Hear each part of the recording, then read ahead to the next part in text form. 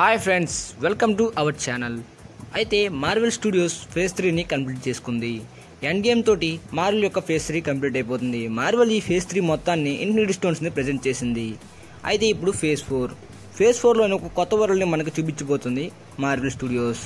ఆ కొత్త వరల్డ్లోని ఒక కొత్త సూపర్ హీరోస్ని చూపిస్తుంది. వాళ్ళ గురించి నేను ఇప్పుడు ఎక్స్ప్లెయిన్ చేస్తాను.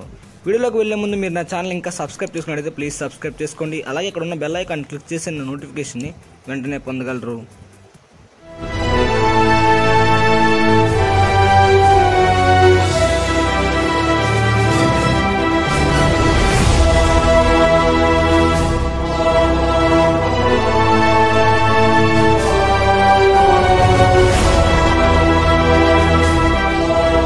Well guys, the Eternals Marvel phase 4లోని 2020 రిలీజ్ అవబోతున్న న్యూ సూపర్ హీరోస్ మూవీ ఇది.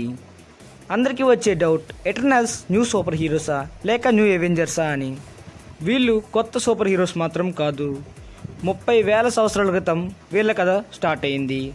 అయితే సెలెస్టియల్ చేత వీళ్ళు క్రియేట్ చేయబడ్డారు. వీళ్ళ కథ టోటల్గా డిఫరెంట్గా ఉంటుంది. మూవీ స్టార్టింగ్లోని ఇకారిస్ అండ్ సెర్సీల మధ్య లవ్ స్టోరీ మొదలవుతుంది. వీళ్ళు గాడ్స్, ఎగ్జాంపుల్ థోర్ లాగా. వీళ్ళ మధ్య కూడా కొంత ప్రేమ కథ నడుస్తుంది ఈ మూవీలోని. అయితే ఎటర్నల్స్ టీం వివరానికి వస్తే, మొదటి టీం కెప్టెన్ కరెన్, పైపర్, Ikaris, Makkari, Sersi, Starfox, Thena, Zuras and Hercules. వీళ్ళందరూ ఎటర్నల్స్ టీంలో ఉండే టీమ్మేట్స్. అయితే ఇంకా గ్రీక్ ప్రాంతియన్ అనే ఒక టీం కూడా ఉంది. కానీ వీళ్ళు ఈ మూవీలోని ఎంటర్ చేయరు అని కొన్ని ఫ్యాన్ థియరీస్ వినబడుతున్నాయి. అయితే ఈ మూవీలోని సూపర్ హీరోస్ పేరు విన్నప్పుడు మనందరికీ కన్ఫ్యూజ్గా ఉంటాయి ఈ పేర్లు. మనకి అసలు ఈ పేర్ల గురించి అర్థం తెలియదు. కానీ మార్వెల్ స్టూడియోస్ ప్రజెంట్ చేసేటప్పుడు వాళ్ళ పేర్లతో పాటు ఆ క్యారెక్టర్ని కూడా మనం గుర్తుంచుకునేలాగా మార్వెల్ స్టూడియోస్ క్రియేట్ చేస్తారు. అలాగే ఈ మూవీలోని చాలామంది సూపర్ హీరోస్ ఉంటారు, కానీ అందరినీ ఒకే మూవీలోని ఎంటర్ చేయరు. నేను ఇప్పుడు చెప్పిన పేర్లలో వాళ్ళని మాత్రమే ఎటర్నల్స్ మూవీలోని మనం చూస్తాం. అయితే వీళ్ళలోని ఎర్త్ ప్లానెట్ మీద కొంతమంది ఎటర్నల్స్ ఉన్నారు. అలాగే యురేనస్, టైటన్ ప్లానెట్, ఇలా చాలా గ్రహాల్లోని ఎటర్నల్స్ ఉన్నారు. వాళ్ళ గురించి కూడా నేను ఇప్పుడు చెప్తాను. అయితే మొదటి ఎర్త్ విషయానికి వస్తే, ఈ మూవీలోని ఎర్త్ మరియు టైటన్ గ్రహంలోని ఎటర్నల్స్ని ఎంటర్ చేస్తారు. ఎర్త్లో ఇకారిస్ అనే ఒక ఎటర్నల్, సింపుల్గా శక్తివంతుడు. తర్వాత సెర్సీ, తిను మంత్రాలు కూడా చేస్తుంది సెర్సీ. అలాగే మకారి విషయానికి వస్తే సూపర్ ఫాస్ట్ గల సూపర్ హీరో, ఎగ్జాంపుల్ మన ఫ్లాష్ లాగా. తర్వాత సూపర్ హీరో జ్యూరస్, తిను కత్తి యుద్ధం అలాగే యుద్ధాలు మరియు చేస్తూ ఉంటుంది జ్యూరస్. తర్వాత తేనా బలవంతుడు అలాగే మహాబలశాలి, మన హల్క్లానే తిను ప్రజెంట్ చేస్తారు. తర్వాత డ్రూగ్ ఈ మూవీలోని ఒక మంత్రగాడిలాగా మనకి చూపిస్తారు. తిను ఎన్నో వింతలు మరియు మాయలు చేస్తూ ఉంటాడు. ఇది మన ఎర్త్ మీద ఉండే ఎటర్నల్స్. తర్వాత గ్రహాన్ని విషయానికి వస్తే, టైటన్ గ్రహం. మనకి టైటన్ గ్రహం పేరు వినగానే గుర్తొచ్చేది థానోస్ టైటన్ గ్రహంలో ఉంటాడు. అవును, ఈ మూవీలోని థానోస్ కూడా ఉంటాడు. మొదటి సినిమాలో తన పుట్టుకని చూపిస్తారు అని నేను అనుకుంటున్నాను. అయితే టైటన్ గ్రహంలో మొదటి ఎటర్నల్ మెంటర్. ఇతని ఎలర్స్ అని కూడా పిలుస్తారు. మెంటర్ ఎవరు కాదు, మన థానోస్ తండ్రి. ఇతను థానోస్ తండ్రిగా కనిపిస్తాడు. తర్వాత థానోస్ కూడా టైటన్ గ్రహంలోని ఒక ఎటర్నల్. అయితే థానోస్కి ఒక బ్రదర్ కూడా ఉన్నాడు. అతను కూడా ఎటర్నల్. అతని పేరు స్టార్ ఫాక్స్ మాత్రం ఒక మంచి ఎటర్నల్. ఇతను ఎటర్నల్లోని పాజిటివ్ రోల్లే చేయబోతున్నాడు స్టార్ ఫాక్స్. ఈ మూవీలోని మెయిన్ విలన్ విషయానికి వస్తే, డ్రూగ్ ఇంకెవరూ కాదు, ఎర్త్ ఎటర్నల్స్లో ఒకడు. అతను ఇకారిస్కి కజిన్ కూడా అవుతాడు.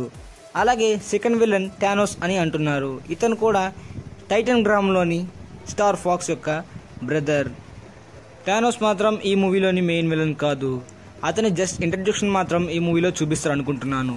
అయితే ఈ మూవీలోని మెయిన్ విలన్ మాత్రం ఇప్పటికీ డ్రూగ్ అయితే కన్ఫర్మ్ అని చెప్తున్నారు. ఇతన్ని లోకీలాగా చూపిస్తారు. అయితే మిగతా హీరోస్ హెర్కులిస్ మరియు కెరన్ విషయానికి వస్తే, వాళ్ళు ఏ గ్రహం చెందిన వాళ్ళో సరిగ్గా తెలియదు. కానీ హెర్కులిస్ మీద ఒక స్టోరీ అయితే మాత్రం ఉంటుంది.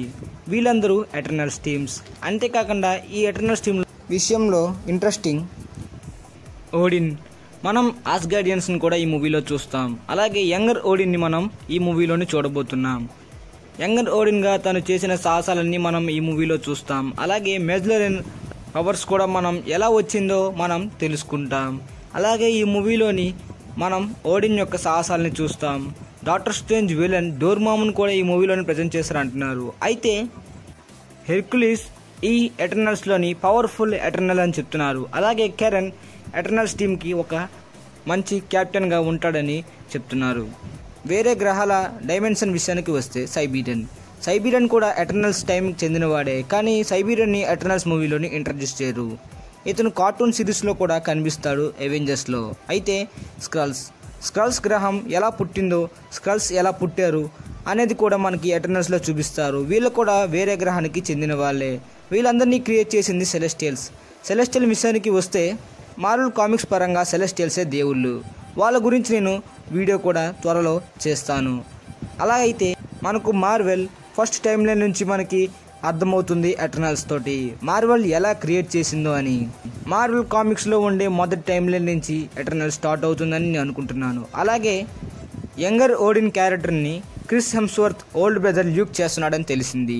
నేనైతే క్రిస్ హెమ్స్వర్త్నే తీసుకుంటారు అని అనుకున్నాను, కానీ క్రిస్ హెమ్స్వర్త్ అగ్రిమెంట్ పూర్తయిపోయి ఉంటుంది, అందుకే ఇలా చేశారు. అంతేకాకుండా మార్వెల్ ఫేజ్ 4 మొత్తం సెలెస్టియల్ చుట్టూ తిరుగుతూ ఉంటుంది. సెలెస్టియల్ని మనం gardens of the Galaxy volume 2లో చూపించారు, కానీ వాళ్ళ ఫుల్ డీటెయిల్స్ని ఇప్పుడు మనం చూస్తాం ఫేజ్ 4లో. అలాగే ఫేజ్ 4లో వచ్చే ఇంకొక కొత్త సూపర్ హీరో నోవాని మనకి గార్డెన్స్ ఆఫ్ ది గ్యాలక్సీలోనే పరిచయం చేయాలి, కానీ ఇప్పుడు ఫేజ్ 4లోని ఇతన్ని పరిచయం చేస్తున్నారు. అలాగే మనకి మార్వెల్ ఫేజ్ 4లోని చాలా రహస్యాలు తెలియబోతున్నాయి. మనం ఇప్పటివరకు చూడని ఒక కొత్త విషయాల్ని మనకి ఇప్పుడు చూపిస్తున్నారు.